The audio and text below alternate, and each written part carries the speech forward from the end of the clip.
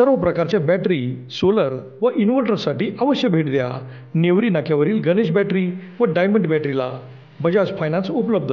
Proprietor Shankar नाना मोहिते. संपर्क क्रमांक आपल्या स्क्रीनवर. नमस्कार. मागच्या 4 दिवसात खानापूर मतदारसंघाच्या नूतन आमदारांचा या ठिकाणी सत्काराचा कार्यक्रम पार पडला. विटा शहरामध्ये चौंडेश्वरी चौकात. त्या अनुषंगानं आमदारांनी काय अर्धसत्य अशा पद्धतीनं सांगायचा प्रयत्न केला आणि काय गोष्टी काटछाट करून, इतिहासामध्ये काय काटछाट करून या ठिकाणी नागरिकांच्या पुढं मत मांडण्याचा प्रयत्न केला. किंबहुना इतिहासातल्या काय गोष्टी माहीत नसताना देखील काय गोष्टी रंगवून सांगून त्या ठिकाणी मिसगाईड करायचा प्रयत्न ह्या ठिकाणी केला गेला. तर त्या अनुषंगानं काय गोष्टी नागरिकांच्या समोर, विटेकरांच्या समोर मांडणं मी माझं कर्तव्य समजतो. पण खरं तर मी आज आपल्या या पत्रकार परिषदेच्या समोर आलो आहे. खरं तर विधानसभेच्या विजयानंतर आमदारांच्या सत्काराचा कार्यक्रम होता का परत विधानसभेच्याच निवडणुकीची सांगता समोर प्रचारचा सभा होती का नगरपालिकेचं इलेक्शन लागलं आहे आणि नगरपालिकेचीच सांगता सभा या ठिकाणी चालू आहे. खालचेच लोक खरं तर गोंधळलेल्या परिस्थितीत होते की आमदारांच्या भाषणाची काय लिंक त्यांच्याही लक्षात येत नव्हती की नेमकं कार्यक्रम काय आहे आणि आपण करत काय आहे. आमदारांचं भाषण चालू व्हायच्या आधीच त्यांचे बंधू बोलले. त्यांचे ज्येष्ठ बंधूंनी भाषण केलं आणि कार्यक्रमाला साजेसं आणि मोजकं तेवढंच भाषण त्या ठिकाणी त्यांनी केलं. आणि भाषणात त्यांनी सांगितलं की आजचा प्रेमाचा दिवस आहे. आज मी थोडक्यातच बोलणार आहे आणि चांगलं बोलणार आहे. कारण शिमग्याला पाडवा आणि पाडव्याला शिमगा करायचा नसतो. पण तदनंतर आमदारांनी जे भाषण केलं, ते आमदार साहेबांनी जे भाषण केलं ते अतिशय अर्धसत्य आणि पूर्ण माझं तर म्हणणं आहे खोट्या पद्धतीचं माहिती देऊन आणि कसं नागरिकांच्यात आपण चुकीचा मेसेज पाठवू ह्या कार्यक्रमाचा फायदा उठवून एक व्यासपीठ म्हणून त्यांनी भाषण केलं. थोडा 5 मिनटं आधीच त्यांच्या बंधूंनी जो सल्ला दिलता तो या ठिकाणी त्यांनी पाळायला पाहिजे होतं आणि थोडक्यात तो कार्यक्रम केला असता तर कदाचित सत्कार समितीला सुद्धा आपण सत्काराचाच कार्यक्रम केला आहे अशी भावना झाली असती. कारण समितीतली सुद्धा लोक काय कन्फ्यूज आहेत की नक्की आपण कार्यक्रम सत्काराचा घेतला होता का टीका करायच्या, एखाद्याला बदनाम करायचा ह्याचा कार्यक्रम होता. खरं तर सत्काराच्या कार्यक्रमामध्ये आमदार साहेबांनी स्वतःचं गाव लपवण्याचा प्रामाणिकपणे प्रयत्न केला. म्हणजे खरं तर सांगायचं झालं तर आपण जगाच्या पाठीवर कुठं जरी गेलो तर हक्कानं सांगतो मी ह्या गावचा, मी त्या गावचा. आपण कधी आपलं गाव लपवत नाही. आपण कधी गाव लपवायचं आपण कधी खरं कुठं जरी गेलो तर आपण लाज बाळगत नाही की मी माझं गाव लहान आहे किंवा मागास आहे. मग आपण कसं सांगावं? जसंच आपलं गाव असतं पण त्याच्यावर आपलं प्रेम असताना आपण स्वाभिमानानं सांगत असतो. पण आमदार साहेबांनी टोटल माझं गाव गारडी नसून माझं गाव विटा कसं आहे हा सांगायचा प्रयत्न केला. मग त्यांचं शिक्षण कुठं झालं, जन्म कुठं झाला, तर हे नाही त्या फांद्यात अतिशय मॅच्युअर माणसानं पडू नये ह्या मताचा मी आहे. गाव कोणतं जरी असलं तर आपण आपल्या कामावर जरी आपला विश्वास असेल तर आपल्याला कधी कुणाचं कुठलं गाव आहे आणि मी कुठल्या गावाचं आहे हे ठासून सांगावं लागत नाही.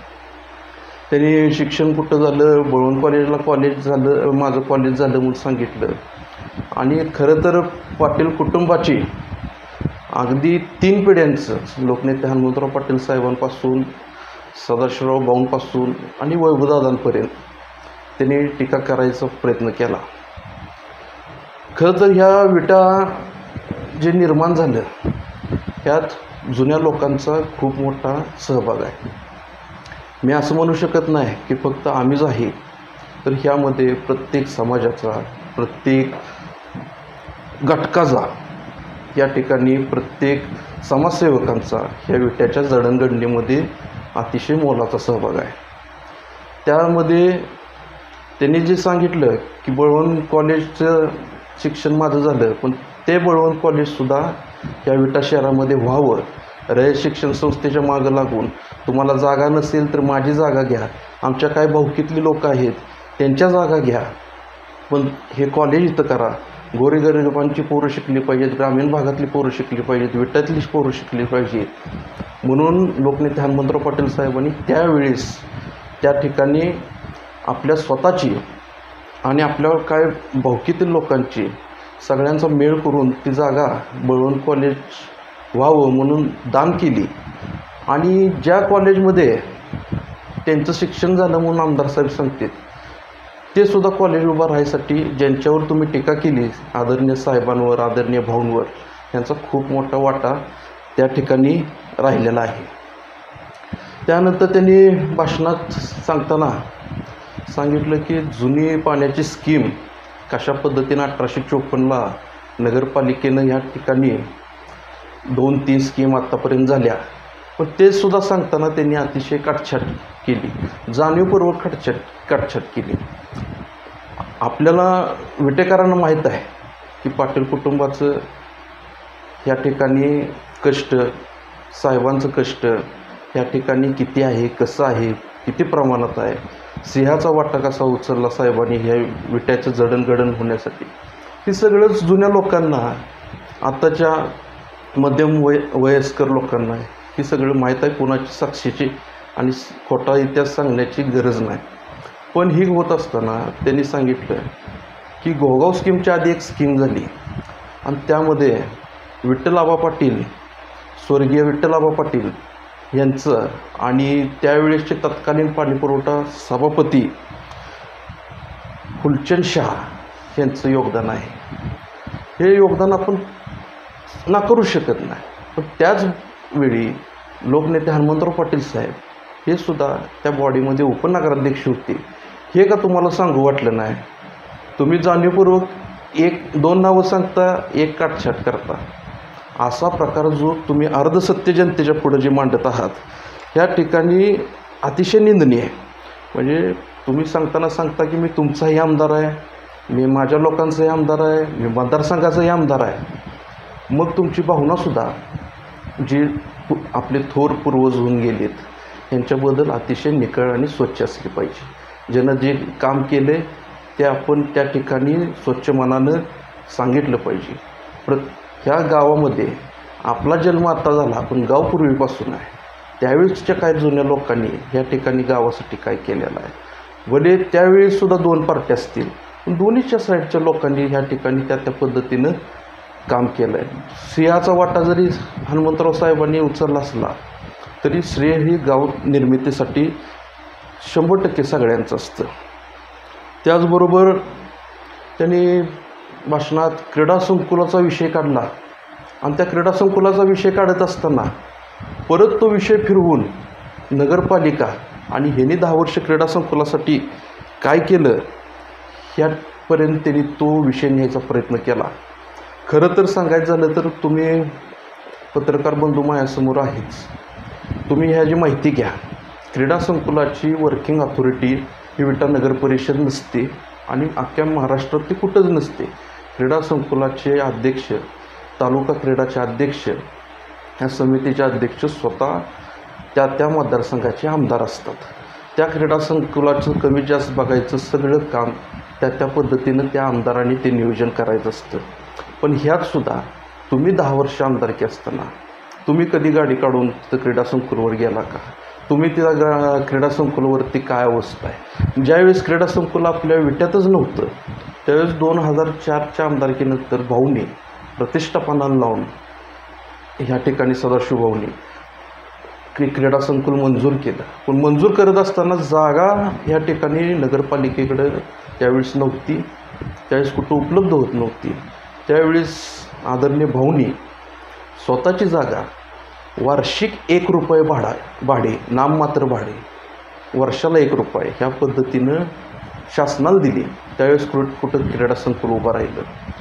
2014पर्यंत भाऊ आमदार असताना चांगल्या पद्धतीनं क्रीडा संकुल चाललं. स्विमिंग टँक होता, त्या तिथं ट्रॅक होता 200 मीटरचा, बॅडमिंटन कोर्ट होतं. पण 2014 नंतरची दुरावस्था आपण ह्या ठिकाणी सर्वजण बघत आहोत. आणि त्यामध्ये थोडा त्यांनी टर्न घेऊन परत अनेक बदनाम करायचा प्रयत्न असा केला की भाड्याची जागा आहे.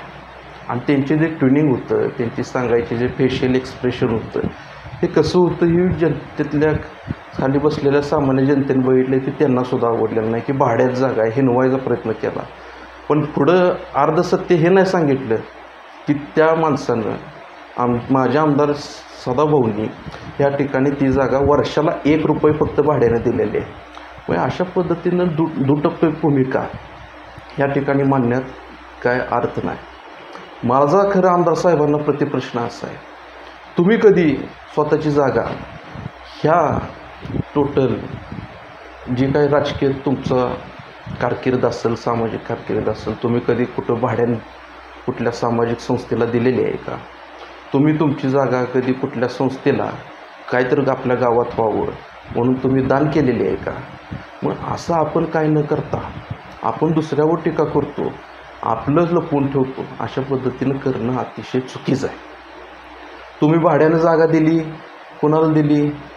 तर जिथं टेंबूचं काम चालू आहे आणि पाईप तयार करायचं जिथं काम चालू आहे तिथं त्या ठेकेदाराला तुम्ही भरमसाठ भाडं घेऊन तुम्हीच तुमची जागा भाड्यानं दिली आणि तिथं त्यात तुम्ही पार्टनर देखील झाला आहे.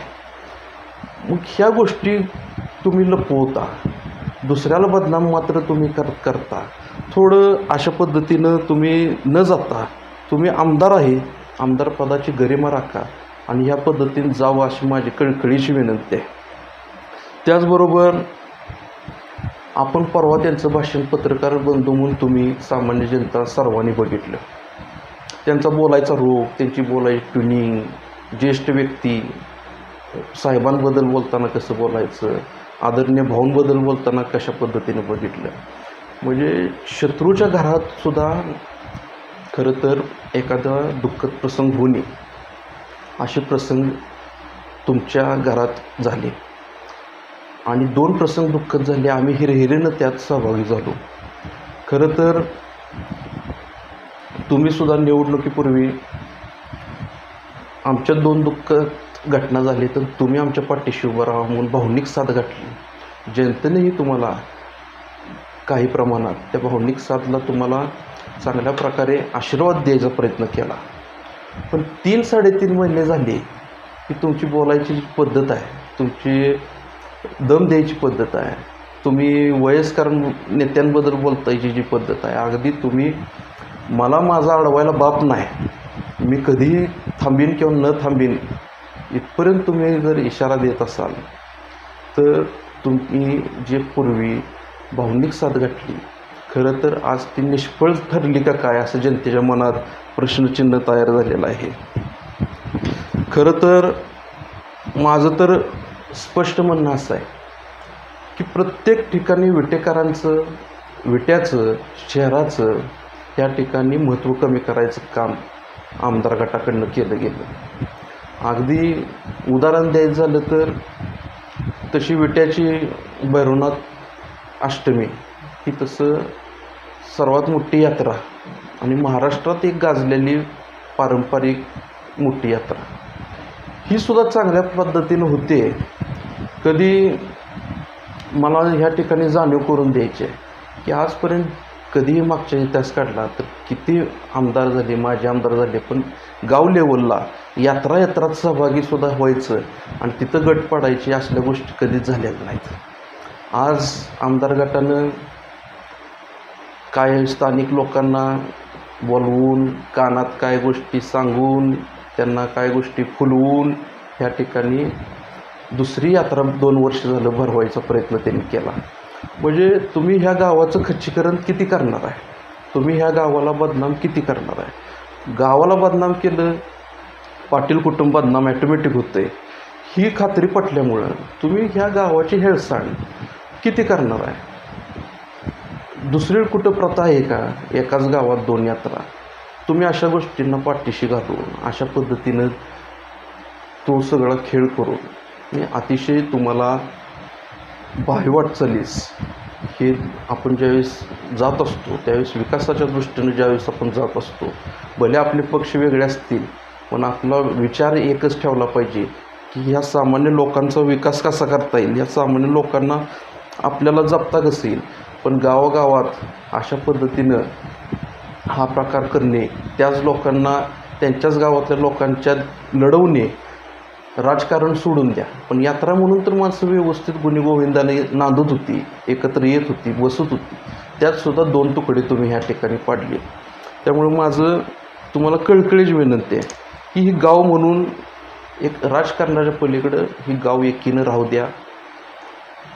तुम्हाला काय गावासाठी करता येत असेल, विकासाचं काय काम करता येत असेल, आणता येत असेल तर नक्की आणा, त्याचं स्वागत आहे. पण अशा पद्धतीचं गावाचं नाव खराब होईल अशा पद्धतीनं काय होईल असं तुम्ही करू नये असं माझी खरं कळकळीची विनंती आहे. परवा तुम्ही सांगितलं 100 कोटी निधी आम्ही आणला, तुम्ही अर्ध सत्य सांगता. 100 कोटी निधी आणला, आम्ही सुद्धा त्यावेळेस त्या तत्कालीन सरकारमध्ये होतो, आम्ही सुद्धा त्या पक्षाचं युतीतल्या पक्षांचं काम करत होतो. पण हे सगळं करत असताना ह्या 100 कोटीचं काम करत असताना ठेकेदार कोण कोण आहेत, त्यात तुम्ही ठेकेदार म्हणून गुप्त पद्धतीने उतरला का, तुमच्याच क्रशरचा माल ह्या 100 कोटीची कामं करताना वापरला गेला का. बरंच संशोधनाचा भाग आहे जो तुम्ही लपवून ठेवलेला आहे. मग तुम्ही नेमकं निधी आणला मग कसं, मग स्वतःचं खिस्सा भरायचा म्हणून आणला का काय, हे पण गोष्टी तुम्ही थोड्याफार क्लिअर केल्या पाहिजेत. त्यामुळं ज्या गावच्या बोरे असतात त्याच गावच्या बाबळी देखील असतात. तुम्ही टीका करताना आपण काय काय केलं आहे ह्याची जाणीव ठेवून ह्या ठिकाणी टीका करा. खरं तर आता एक नवीन पद्धत आणल्या जी मागच्या 1-2 महिन्यात तुम्ही बघितली, मी बघितली. महिलांचे काय कार्यक्रम असतात, महिलांच्या कार्यक्रमात आमच्या देखील घरातल्या महिलांनी काय कार्यक्रम हळदी कुंकवाचे वगैरे पार पाडले. तर आपण महिलांना बोलवतो, आपण त्यांना निमंत्रण देतो, तर त्यांचा मान सन्मानानं तिथं आपण बोलवलं की त्यांना आपण तिथं मान सन्मानानं स्वागत केलं पाहिजे, एका ठिकाणी बसवलं पाहिजे आणि त्या पद्धतीनं आपण काय भेटवस्तू देणार आहे, आपण काय सामाजिक कार्य करणार आहे ती त्या पद्धतीनं करत राहावं. त्यांचा कार्यक्रमाचं मी बघितलं, कार्यक्रमाच्या ठिकाणी कार्यालय रिकामं, पण ते 2-2 किलोमीटर महिलांची लाईन लावायची आणि त्या पद्धतीनं उन्हातान्हात आपल्या आया बहिणींना तिथं रस्त्यावर उभा करायचं आणि 2-2 किलोमीटर कार्यालयापासून लाईन बाहेर लावायची, असल्या उन्हात महिलांना उभा करायचं. हा कसल्या कार्यक्रमाची पद्धत आहे.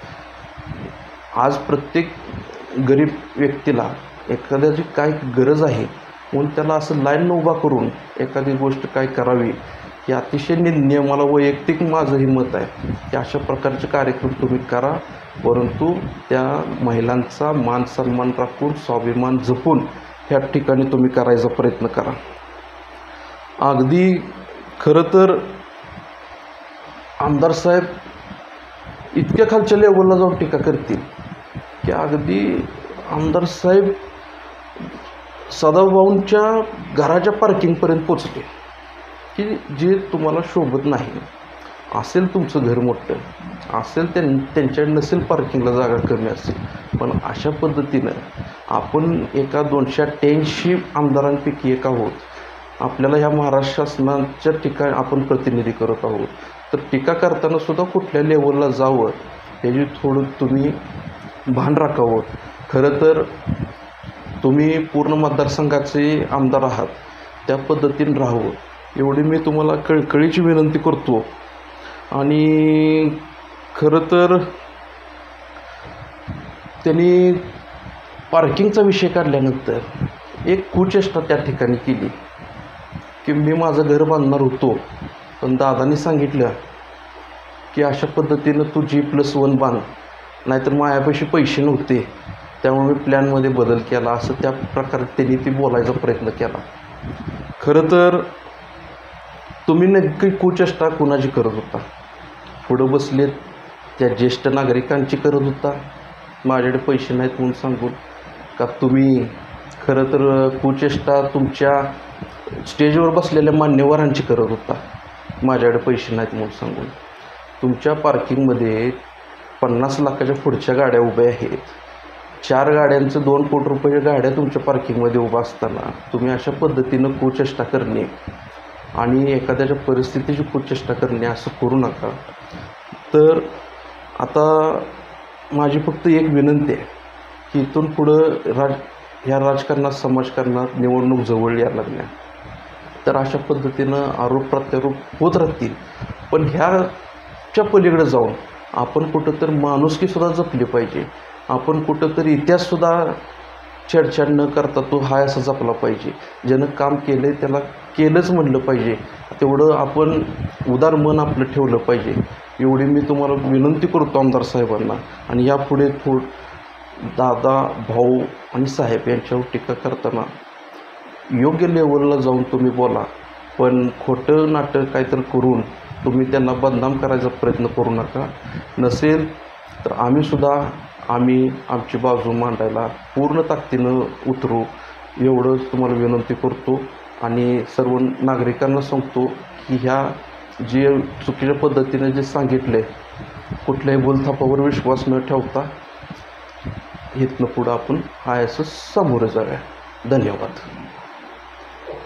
9वी 10वी 11वी 12वी science, NEET, JEE, CET, NATA अशा सर्व स्पर्धा परीक्षांसाठी नंबर 1 चा पर्याय म्हणजे Shri Rajalakshmi royal academy of science विटा.